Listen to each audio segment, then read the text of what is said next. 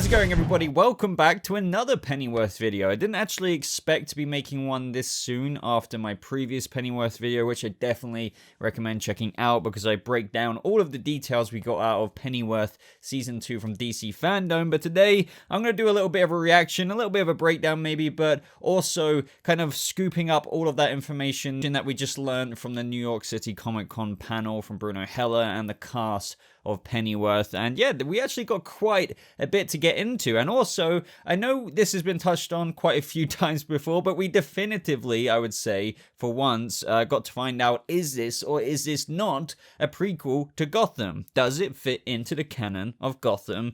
Yes or no? But they still managed to give an interesting answer. So yeah, with this new little promo trailer, I thought, why not react to it? I haven't seen it yet, and then we'll get into all the details after that from the showrunners, the actors teasing what's going on between freaking Martha and Thomas, the Bebe, all kinds of things. But let's first watch this, because I'm very interested to see how or if this will hype me up quite a bit for Season 2. I'm quite looking forward to it. If you're sleeping on this show, Al, then you shouldn't be, because it's a good one. Thomas, tell these guys what's going on over there.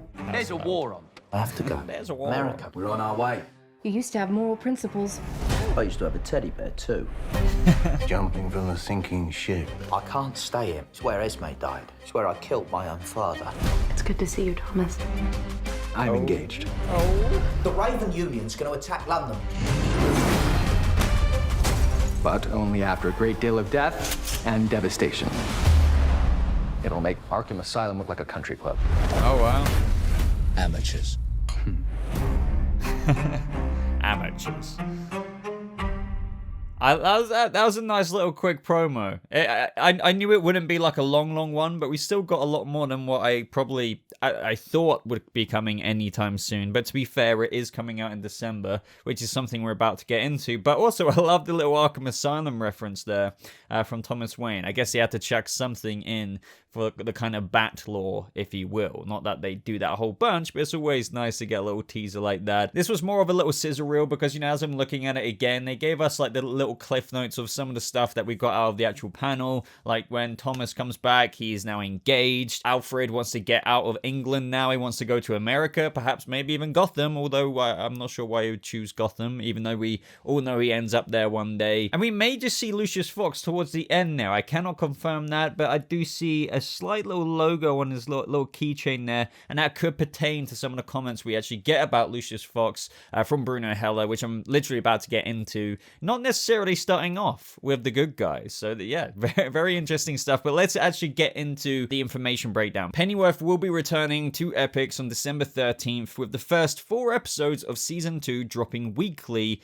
before a mid-season finale on January 3rd. And then the remaining 6 episodes will air sometime later in 2021. Do hope they stick to that. One of the reasons I didn't do a weekly review on Pennyworth Season 1 is I was planning to, but then Epix like released 2 episodes, and then the next week like it was 1, but then the following week they released another 2. It's like not exactly a weekly kind of review thing to do on the channel, but if they do actually do the first 4 episodes of Season 2 dropping weekly before the mid-season finale on January 3rd, well, I may very well just do that. And let me know if you want to see that on the channel in terms of weekly reviews by leaving a like and a comment saying so. Now, I wanted to get into this before we get into the actual nit and grit of the Pennyworth details, but the interviewer said that I know that Danny Cannon has given a technically yes, but can we get a definitive, is this Gotham canon? Like, does this show fit into the Gotham timeline? And he did answer it. Bruno Heller did basically answer it, but I swear anytime Danny Cannon or Bruno Heller has come to talking about this, they don't answer the question they're asked, but they go into this grander canon kind of thing of, think about the overarching canon of the Batman lore. Like, there's some stories that did make it into traditionalist canon, like Jason Todd dying. There may be different iterations, different stories of that, but it's not just a different iteration and story that got swept under the rug and isn't considered mainstream canon. That's an event in Batman's life, you could say, or career, where he always does die. So he answers it in terms of that question, like, oh, will this show make it into the canon, like the way we're maybe telling the story? But really what you needed to answer is just, Yes, this is chronologically connected to Gotham. It is in that canon. Do you know what I mean?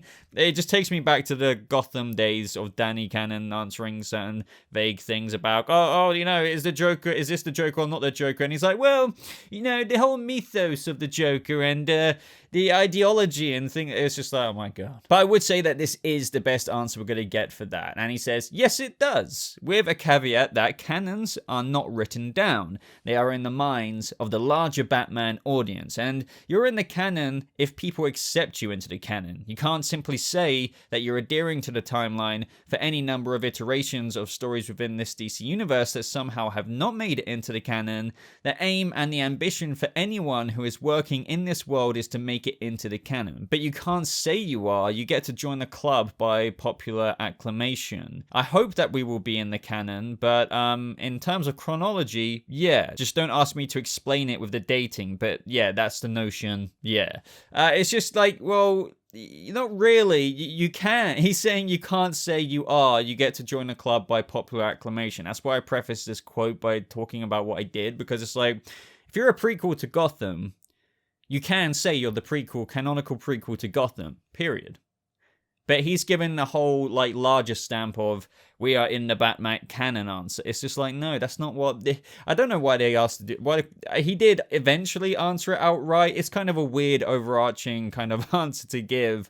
But yeah, that is the notion. Bottom line, watch Pennyworth as a literal prequel to Gotham. That is ironed out now. Now we've got some more emphasis as to how Lucius Fox will fit into Pennyworth Season 2. Now Bruno Heller does say that he fits in very strangely at first, because when we first meet him, he's working for the bad guys. And we will wonder where the hell his allegiance lie, or how this character can become a good guy, but we will discover. Now at the panel as well, they did tease some things like Martha being pregnant, of which we already kind of knew about, and I went over in my previous Pennyworth video, even speculating about who the kid could be, and yes, not Bruce Wayne, but maybe somebody else. But Pennyworth does indeed pick up a year later. Apparently many things have changed. Lord Harwood escaped from the Tower of London and has pulled off a coup, and England is now at war essentially. And it's much more of a good guys versus bad guys. It's quite clear who the good guys are, and they are now under siege in London. According to Jack Bannon himself, who plays Alfred, he says that Alfred, having just killed his dad,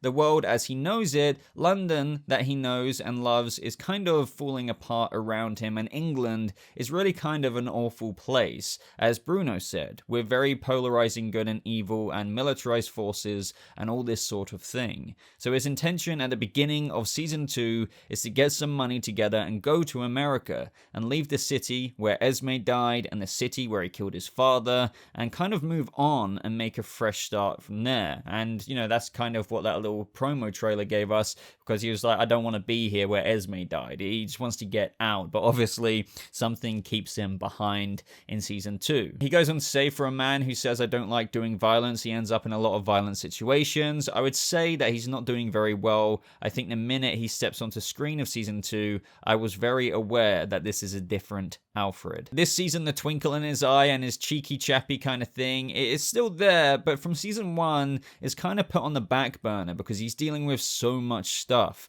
There's an explosive scene where we first meet him in Season 2, which kind of mirrors one of the first scenes in Season 1, but his reaction to what's going on is completely different. It is much tougher. I feel like I've said before, in Season 1, he went from a boy to a man, and this picks up where it left off, really. Now, as for Bet Sykes, Paloma Faith went on to say that Bet's loyalty has been rewarded by Lord Harwood, and she's sort of the person who gets carried away in the uniform. So she gets given a new uniform and she feels quite important. It's a subtle difference, but I felt it as soon as I put the uniform on. I was like, now I mean business. She goes on to say that there's more of a personal storyline that's woven in this season, and they explore a bit more of who she is as a person and what she wants. But in a sort of exterior sense, she's on a power trip, and I think when she starts to realize that maybe you need more than a uniform to have any power, she starts getting irritated. So there's some suggestion of her sort of questioning whether she really respects anyone she works for,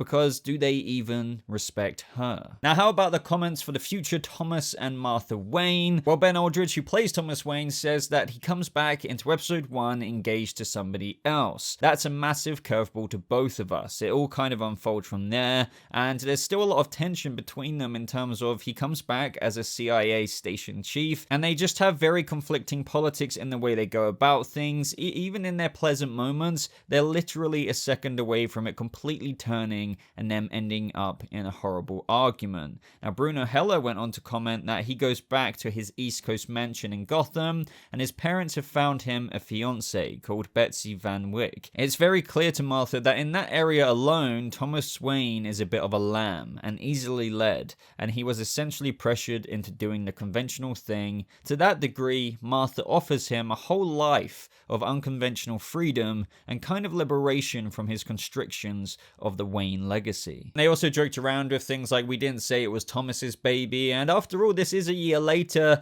and I'm thinking that this doesn't match up to a Bruce Wayne pregnancy, so I think that this is going to be a pregnancy that either fails for some reason, whether the kid does get born, and then something happens to the kid. This all predates their commitment to each other and when they are ready for a baby, and that baby being Bruce. I could be wrong though, you never know, but I think that this is completely outside of that future, going into Gotham, I suppose, with a little David Mazouz Bruce Wayne. And right towards the end of the panel, in terms of villains, obviously we've had Lord Harwood and how that kind of unfolded, and it looks as though obviously he's still very much so in this season, but the way Bruno Heller describes this is that as he's slowly descending into megalomania, people around him take advantage, and that there is a larger villain who appears to steal the throne from him, and just the overall consensus is that there's somebody bigger than Lord Harwood coming. Now, with the teasers from Beth Sykes about she feels important with the uniform, but then she's like, wait,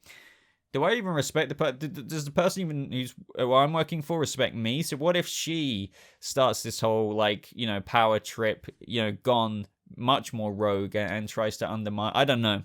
It could go that way, but I'm looking forward to this usurping power from Lord Harwood, because obviously he is the top dog as of where that stands. But overall, this was a whole bunch of Pennyworth information to digest into one video. It looks like hyping up, especially with some actual new promo now, some promo teaser in that trailer, a decent season, and I'm really looking forward to it. So one thing I would love to know from you guys, obviously amongst your comments about what we learned in today's video and from the New York Comic Con teaser, is would you like to see me do more Pennyworth videos, such as reviews, when it does come out in December? At least we have got something to watch over Christmas before that mid-season finale, I believe on January 3rd. I think it said. Like this video, subscribe for more Pennyworth videos, and check out my links in the top pinned comment to my Twitter, Patreon, other places you can support me. Other than that, thank you so much for watching. Hope you all have a lovely rest of your day, and I'll see you freaking Pennyworth's butlers in the next video.